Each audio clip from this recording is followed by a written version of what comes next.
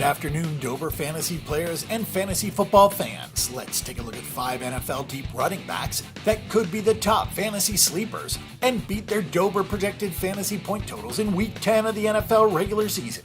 Though Leonard Fournette is expected to be back this week, the way the Jaguars are performing offensively could allow 2 running backs to succeed, and Chris Ivory is the second man up. Don't forget that even when Fournette was in the lineup, Ivory averaged 9.3 touches per game. Jacksonville is set to go up against the number 31 rush defense of the Chargers on Sunday, which bodes well for all running backs. Foreman is being used on a third of Houston's offensive plays this year.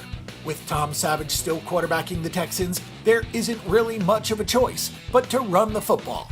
A Week 10 matchup against the Rams is tough, but Foreman doesn't need to do much to beat his middle-of-the-road projected fantasy point total. We may be reaching a little bit with Alfred Blue, especially since he has fallen out of favor in Houston.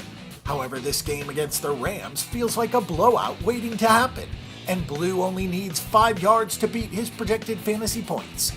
Let's also not forget that Blue is probably the best pass catcher of the 3 men in the Texas backfield, and a lone reception against the Rams would do the trick.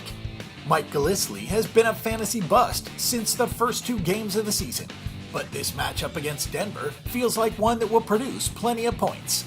Gillislee easily leads the Patriots in carries inside the red zone and the 5-yard line.